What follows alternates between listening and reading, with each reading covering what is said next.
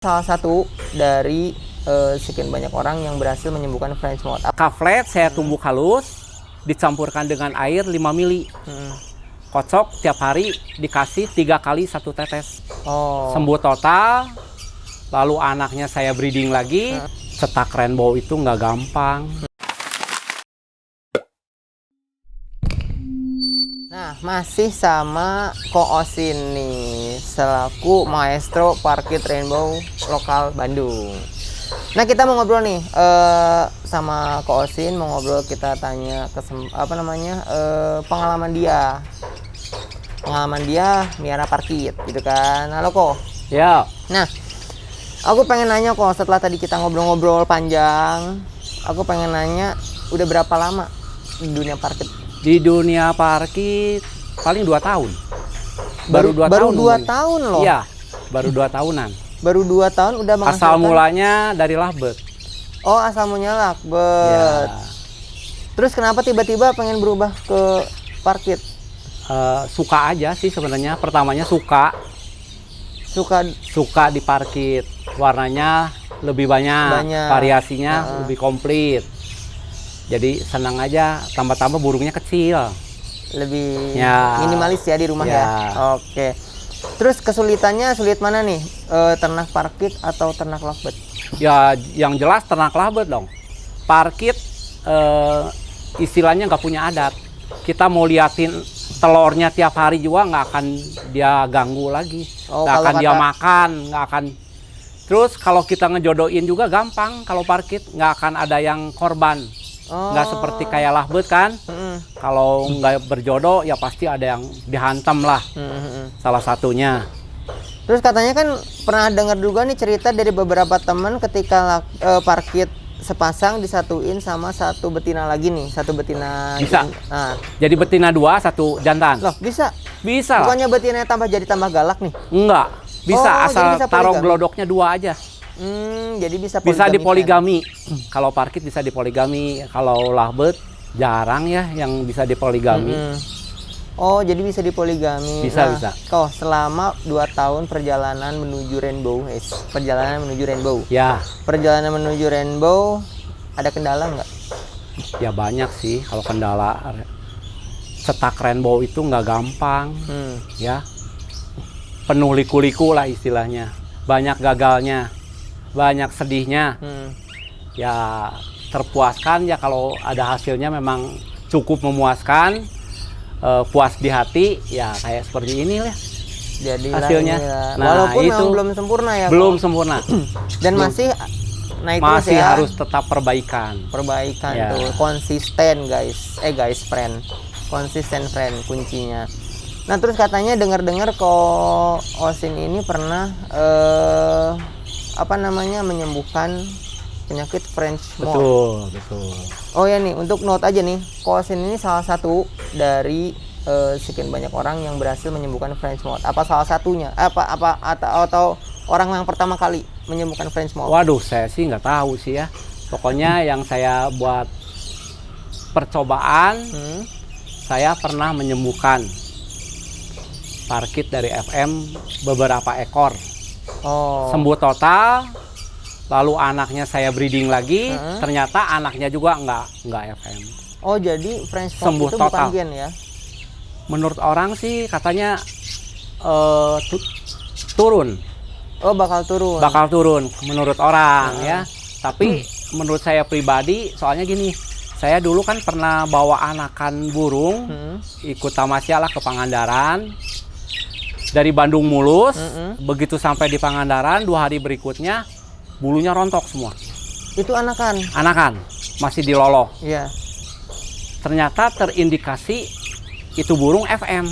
French Mouth. Nah, setelah kembali ke Bandung,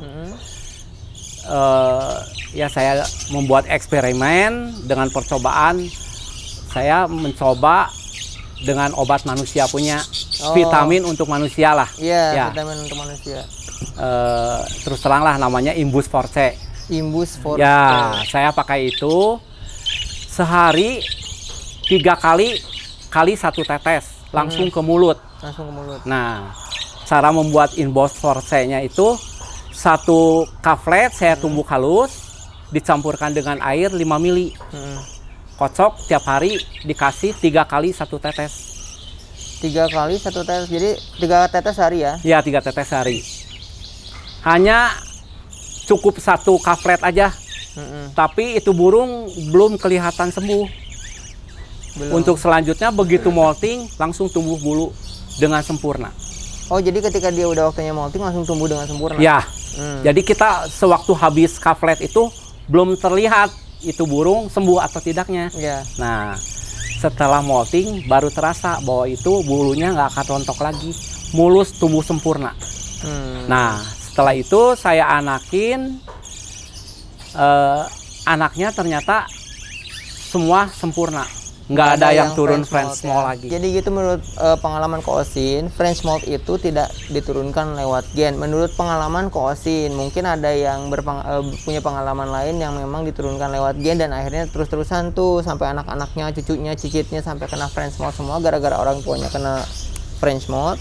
Bisa aja sharing di bawah supaya kita kan di sini sharing ya, supaya orang-orang yang memang awam bisa belajar gitu. Selanjutnya kita coba tanya sama Ko Osin selama 2 tahun ini kok. Selama 2 tahun ini menjalani usaha di bidang parkit dan lakbet ini, pengalaman terburuknya apa kok? Selain French Mold mungkin ya. Pengalaman terburuk, burung yang kita sayangi, yang sangat kita sayangi mati. Nah, itu pengalaman terburuknya. Ya, kalau pengalaman yang menggembirakan, ya hasilnya keluar yang cukup memuaskan. Ya, salah satunya ini ya. Nah, itu dia. Nah, dalam 2 tahun ini banyak nggak sih kok yang matinya? Mati mah ada aja, matinya. Kalau sakit, kebanyakan bisa sembuh. Soalnya kan saya kan burung terkontrol tiap hari, jadi kelihatan mana yang sakit dan mana yang enggak. Tapi ada juga sedikit-sedikit kecolongan. Masalah mati kebanyakan nyilet. Oh, kebanyakan sakitnya nyilet. Jadi nyilet tuh aku sendiri masih belum paham nih kok untuk di dunia parrot yang lain ya. Maksudnya kayak burung-burung yang kayak half gray gitu, nyilet tuh gara-gara apa sih kok? Nyilet itu banyak kemungkinan. Nyilet karena bakteri, nyilet karena cacing, ya, nyilet karena jamur. Oh, oke. Jamur ini jamur tembolok ya? Pengenanganannya juga beda-beda. Jadi kalau nyilet karena jamur, kita harus pakai obat jamur. Nyilet karena bakteri, kita harus pakai antibiotik. Ya, nyilet karena cacingan itu termasuk apa ya? Obat cacing berarti ya? Ya, jadi harus obat cacing, obatnya. Jadi beda-beda penanganannya.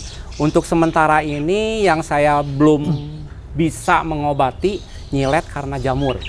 Nyilet karena jamur, memang untuk beberapa pengalaman kita waktu di parrot, nyilet karena jamur tuh memang udah dibawa ke dokter pun dia hanya bisa bertahan, bukan sembuh tapi bertahan gitu. Betul. Cuma bisa nambahin jangka hidupnya aja ya. Betul. Cuman tetap aja akhirnya ya mati gitu. Masih sampai itu sekarang dia. masih belum tahu. Saya sampai sekarang belum bisa menemukan obatnya. Nah, indikasinya sendiri kok untuk kita supaya tahu nih ternyata nyiletnya karena cacing atau karena bakteri. Kalau karena cacing, dari BAB-nya kelihatan ada buih-buih. Oh, jadi kayak bisa ya? Basah, kayak ada airnya, tapi kada ada buih-buih.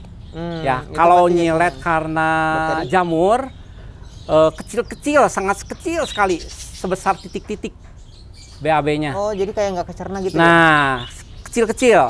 Tapi kalau nyilet karena bakteri, ya biasanya mencret.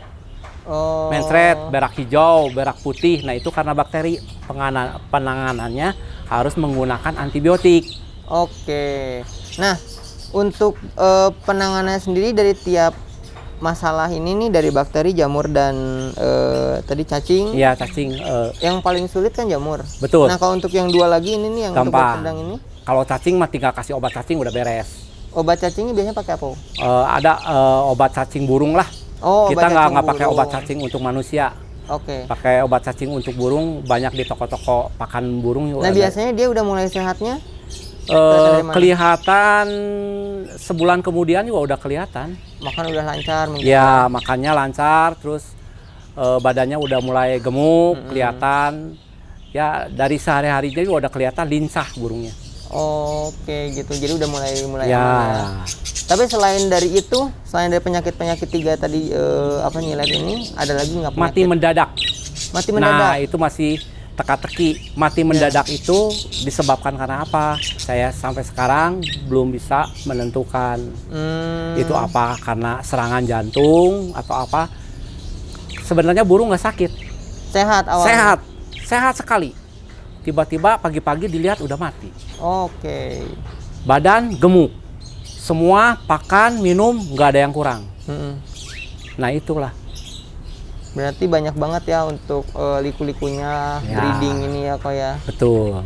Nah, untuk para friend yang mau beli burung, terutama parkit dan lovebird, memang mereka itu kan murah-murah ya kok ya. Tapi ya tetap jangan nawar sadis lah. Kita kan tahu breeding ini yang tadi Ko Osin udah jelasin, banyak banget lika-likunya gitu, banyak banget masalahnya, banyak banget penyakit yang yang kena ke burungnya, dan kita berusaha untuk supaya burungnya sehat lagi. Banyak banget pokoknya masalah gitu loh. Jadi nggak bisa semata-mata burungnya kecil harganya harus murah, enggak. Kita harus lihat kualitas. Makanya Ko Osin ini tipe orang yang menjaga kualitas burung ya. Betul, ya? betul. Menjaga kualitas burung supaya mendapatkan kualitas burung yang lebih baik gitu. Nah kok, makasih banyak udah mau berbagi cerita sama Mad Friend Animal ini. Mudah-mudahan kedepannya perparkitan dan lovebird udah mulai naik lagi ya, ramai lagi gitu kan. Amin, amin. Mungkin segitu aja dari saya Iqbal